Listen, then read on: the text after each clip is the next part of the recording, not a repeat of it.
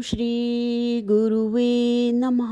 सर्वश्रुति शिरोरत्न विराजित पादाम्बुजं वेदान्तमुज्मार्तण्डं तस्मै श्री गुरुवे नमः।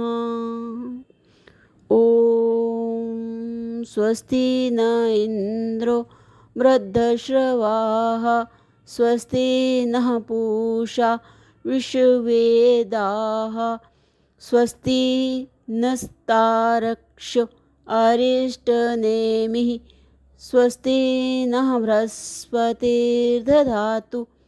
ॐ शान्तिः शान्तिः शान्तिः।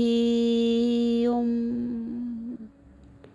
प्रणाम। भगवान स्वामी अखंडानंद सरस्वती जी महाराज जी द्वारा विरचित साधना और ब्रह्म अनुभूति से हमारा टॉपिक चल रहा है भगवान सिद्धांत और जीवन। तो स्वामी जी बता रहे हैं कि भाई अनादि काल से जन्म जन्मांतर से इसी संसार में रहते रहते इसके संस्कार इतने दृढ़ मूल हो गए हैं कि उन्हें दूर करना सरल नहीं। इसके लिए बड़े अभ्यास, परम श्रद्धा, तत्परता और सुदृढ़ संयम की आवश्यकता है। मोहवश स्त्री पुत्र को छाती से चिपकाए रहे, कौड़ी कौड़ी की गिनती के लिए लालटेन के सामने जाग कर रात व्यतीत करते रहें और परमार्थ हमें स्वयं आकर प्राप्त हो जाए, यह सब कल्पना जगत की स्वप्न की बातें हैं। मिथ्या प्रलोभन वचनों में पड़ा हुआ पुरुष परमार्थ पथ का पथिक नहीं हो सकता। मिथ्या प्रलोभन वचनों में पड़ा हुआ पुरुष परमार्थ का पथिक नहीं हो सकता।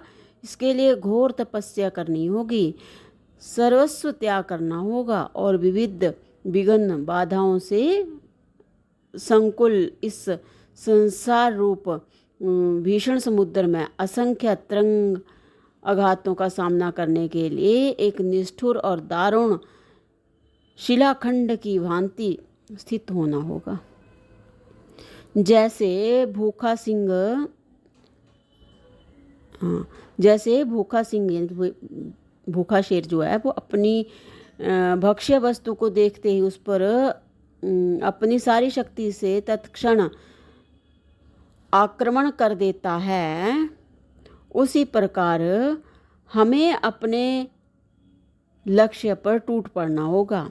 मार्ग लंबा है पर उसका अंत अवश्यंभावी है। शिथिल उत्साह से काम न चलेगा। यही भाग्योदय का शुभ समय है, यही पवित्रतम देश है। बिना किसी प्रकार की हिचकिचाहट के एक पगली छलांग में ही हम उस आवरण को नष्ट कर दें जो हमें अपने लक्ष्य से पृथक किए हुए है।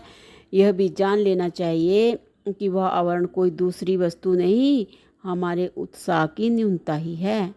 सच्ची व्याकुलता, मुमुक्षु या जिज्ञासा के अभाव के कारण ही नाना प्रकार के बहाने बनाकर हम अपने को दूसरों की दृष्टि में आध्यात्मिक सजाने में लगे हुए हैं और संभवतः दूसरों को ठगने के लोभ में आकर स्वयं ठगे जा रहे हैं।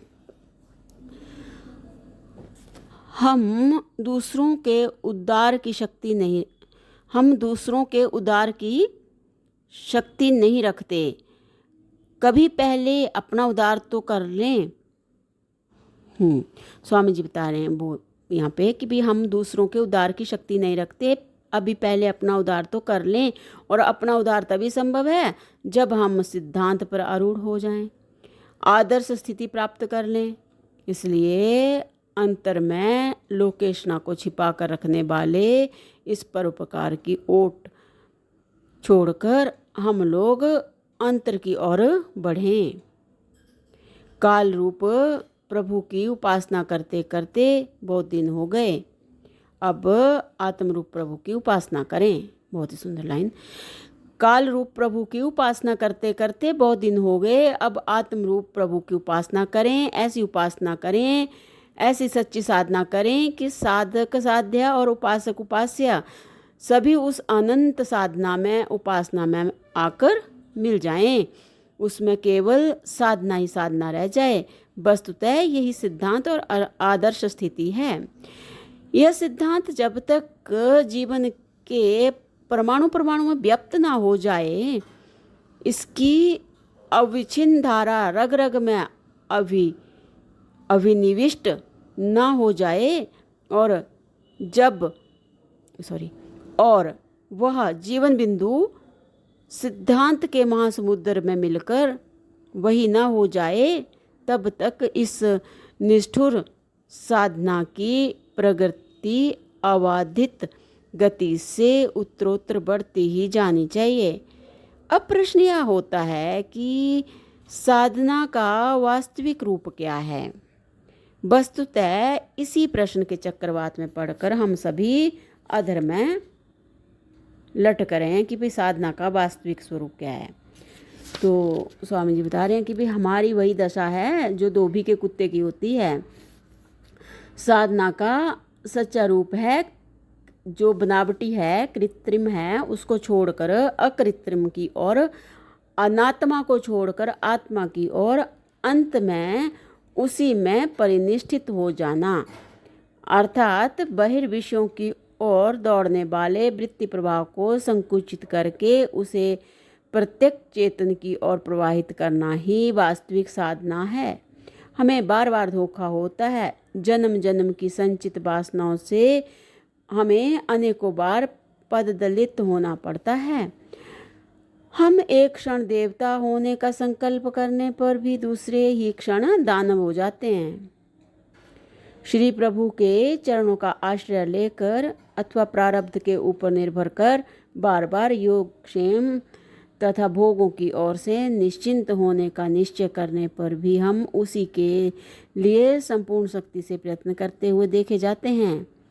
प्रिय व अप्रिय मात्र स्पर्शों की कटुता एवं दुख योनिता पर विश्वास करने की चेष्टा करते रहने पर भी उनसे बार बार प्रभावित होते रहते हैं। यह सब सत्य होने पर भी निराश होने का कोई कारण नहीं है। यह सब सत्य होने पर भी निराश होने का कोई कारण नहीं है। इन द्वंद्वों के रूप में आने वाली विविध विघ्नों से तुमुल युद्ध करके हमारा आत्म विकास ही होगा, इसमें संदेह नहीं है। किसी समय, किसी देश और किसी वस्तु में यह शक्ति नहीं कि हमें अपने में अंतर्भूत कर सके। किसी समय, किसी देश, किसी वस्तु में ये शक्ति नहीं कि हमें अपने में अंतर्भूत कर सके। इसके विपरीत इन्हें हमारे अंदर आना ही पड़ेगा। श्रुतियों के, भगवान के, सद्गुरुओं के वचनों पर विश्वास करके यह दावे के साथ कहा जा सकता है कि इन्हें हमने ही जीवित किया है, कर रहे हैं और जब चाहेंगे इन्हें समेटकर इनके अत्यंत अभाव के निरपेक्ष साक्षी रूप में प्रतिष्ठित हो जाएंगे। यदि ऐसा है तो अभी से क्यों नहीं हो जाते? यदि ऐसा है तो अभी से ही क्यों नहीं हो जाते? तो भगवान इससे आगे जो है वो हम अगले सत्संग में कंटिन्यू करते हैं। प्रणाम भगवान। ओम शांति शांति शांति। ओम।